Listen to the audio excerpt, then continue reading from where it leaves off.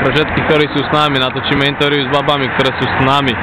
Dievčatá, ako sa vám páči na výlete v centrálnej časti Leningradskej oblasti?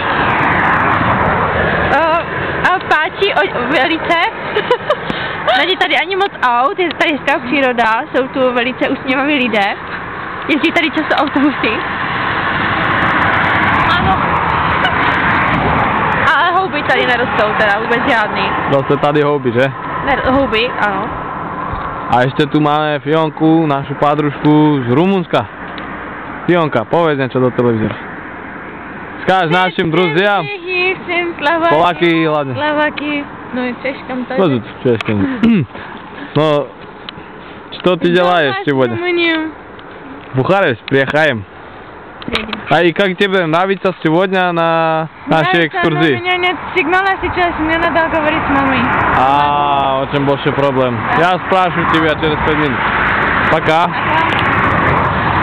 Девушки, пока. За сколько вас продам до Финска, Назар?